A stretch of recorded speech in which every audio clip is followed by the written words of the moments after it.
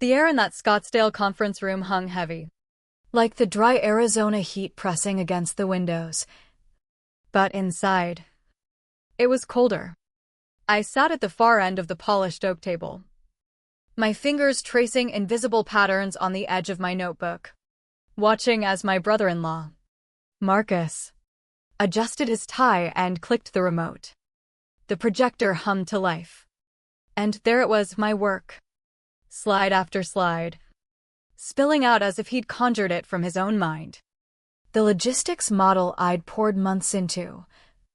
The late nights in my cramped Phoenix apartment where the glow of my laptop screen was my only company, now paraded under his name. And I didn't say a word. I let the silence swallow me, just like it always had in this family. The applause started slow, then built, heads nodding in approval. My sister, Lena, beamed at him from her seat, her hand resting possessively on his arm. No one glanced my way. Why would they? I'd always been the quiet one, the helper in the background, the one who fixed the details but never claimed the spotlight. But that day, as the room emptied and the echoes of their praise faded, something inside me cracked, not loudly, not with a scream, but with a quiet, unrelenting fracture that promised to grow. It started weeks earlier, in the sprawling family home on the outskirts of Scottsdale, where the desert sun baked the terracotta tiles and the air smelled perpetually of citrus from Mom's endless diffusers. We'd gathered for what was billed as a casual weekend to discuss the family business, a logistics firm Grandpa had built from a single truck into a regional powerhouse. But nothing was ever casual here. Positions were staked, alliances subtly drawn.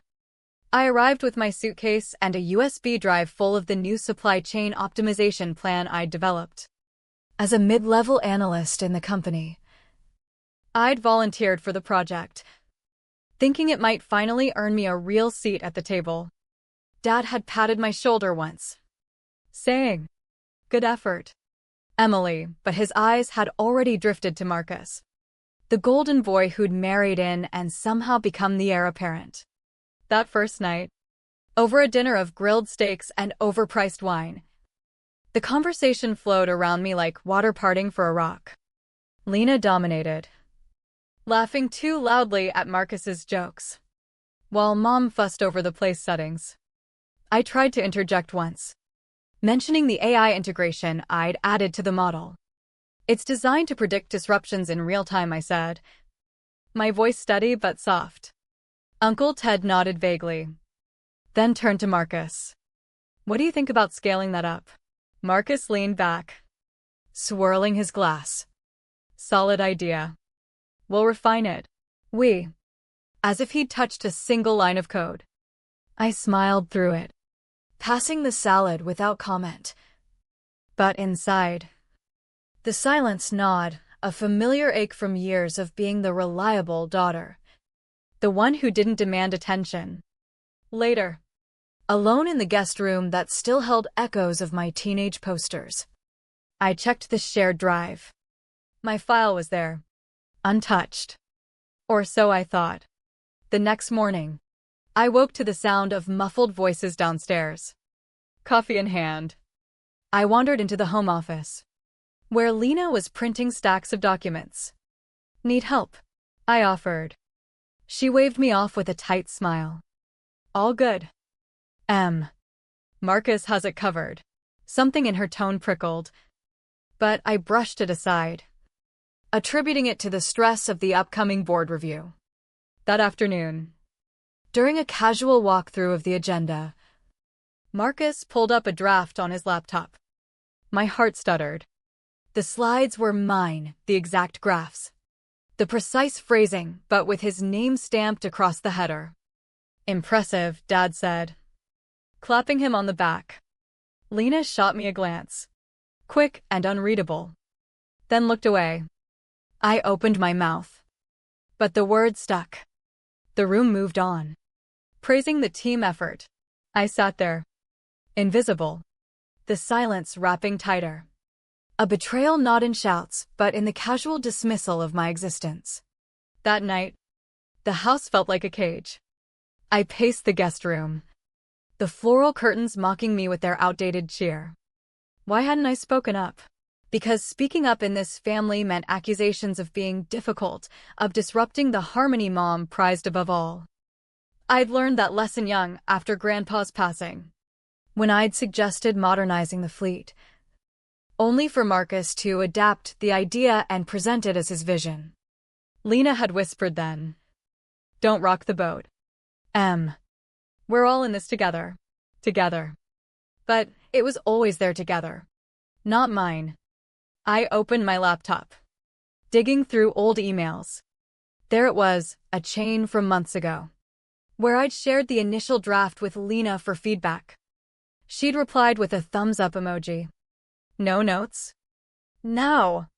Piecing it together, I saw the access logs. Her account had viewed the file multiple times. Then Marcus's shortly after. The theft wasn't impulsive, it was planned. A quiet erasure masked as collaboration. My chest tightened. Not with fury, but with a deep, throbbing hurt, the kind that comes from realizing your own blood sees you as expendable. I didn't confront them. Not yet. Instead, I started documenting. Screenshots. Timestamps. Every revision I'd made. I created a shadow folder, hidden in the cloud, and began building a parallel version of the plan, one laced with subtle flaws. Placeholder data that looked real at a glance, but would crumble under scrutiny. If they wanted my work, they'd get a version that exposed their fraud. The act felt like breathing again, turning the silence into a weapon. But the cost crept in, sleepless nights where doubt whispered, "Are you sure? They're family." I thought of little Ava, Lena and Marcus's daughter, who once asked innocently at a family barbecue, "Aunt Emily, why don't you talk more? Mommy says you're shy." Shy. A label to diminish me, to justify pushing me aside. The pain twisted deeper. A psychological scar from years of being cropped out of the narrative. The tension built slowly over the following days, like storm clouds gathering over the Sonoran Desert. At a pre-meeting lunch in the garden, under white tents fluttering in the breeze, certificates were handed out for contributions. Marcus got one for innovative leadership, Lena for strategic oversight. My name? Omitted. I clapped along, my palms stinging, while inside, the damning pressure mounted. Later, I pulled Lena aside in the hallway, voice low. Why wasn't I included? She blinked, feigning surprise. Oh, it must have been an oversight. So many names. Her eyes started to Marcus across the room, seeking backup. He raised his glass in a mock toast, smirking. That look, it wasn't triumph, it was dismissal. As if I were a minor annoyance. I walked away without another word. The silence between us now a chasm, filled with unspoken accusations. Back in my room, the walls closed in. I opened the old family album tucked in a drawer, flipping through photos where I was always on the edge, half smiling, partially obscured. One from a company event 5 years back showed the group toast, but my face was cut off at the frame. No accident. They'd chosen that crop. The realization hit like a slow poison. This wasn't just about the project. It was systemic. A family dynamic where I was the sacrificial piece, betrayed not with malice, but with indifference. The psychological toll weighed heavy, self-doubt morphing into isolation, trust eroding like sandstone in the wind. But in that erosion, resolve hardened. I uploaded the flawed file to the shared drive, labeling it Final Logistics Plan Approved. Let them take it. Let them fall.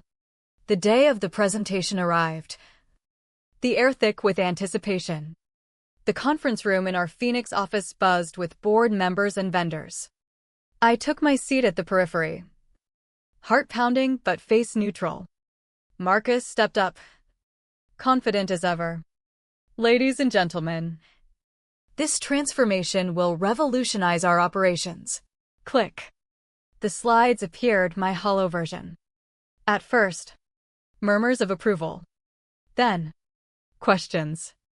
Marcus, these projections don't add up, one vendor noted, frowning at the screen. The data links are dead. He fumbled, sweat beading on his forehead. Must be a glitch. But as he scrolled, the flaws unraveled, empty charts, nonsensical formulas. The room grew restless. Lena shifted uncomfortably, her perfect poise cracking. That's when I stood, voice cutting through the murmurs like a knife. It's not a glitch. All eyes turned. I pulled out my folder, the real documents. Timestamps glaring. This is the original. The one they stole and repackaged. I laid it out, emails, logs. The napkin sketch Grandpa and I had drawn years ago in his garage. The gears that formed the company's core logo. Now sanitized under their rebrand. No dramatics. Just facts. Delivered with the calm of someone who'd waited too long in the shadows. The silence that followed was deafening, broken only by Dad's cough. Marcus stammered. Emily, this is a misunderstanding, but the board wasn't buying it. Whispers spread. Plagiarism? Family sabotage? Lena's face paled. Her betrayal laid bare. She reached for my arm later. In the hallway. Eyes pleading. We didn't mean you did, I cut in. Pulling away. The hurt in her eyes mirrored mine. But I couldn't forgive. Not yet. The price of my choice settled in, the family fractured. Holidays forever tainted. Trust shattered beyond repair.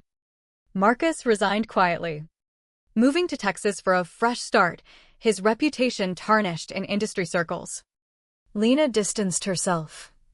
Our sisterly bond reduced to polite texts. Mom called once. Voice trembling, you could have handled it privately. But privacy had been their shield. Exposure was mine. In the aftermath, I took over the logistics division, renaming it the Williams Initiative after Grandpa. The new office in downtown Phoenix bore my name on the door, etched in steel. Vendors who'd overlooked me now sought my input. But victory tasted bittersweet, the isolation lingered. A psychological echo of the silence I'd endured. I'd reclaimed my legacy, but at the cost of belonging. As I stood alone in the empty boardroom one evening, sunset painting the walls gold, I whispered to the empty air. Was it worth it? The quiet answered, yes, but with scars that would never fully heal. In the end, revenge isn't glory, it's the quiet rebuilding after the storm, where every brick reminds you of the betrayal that forced your hand.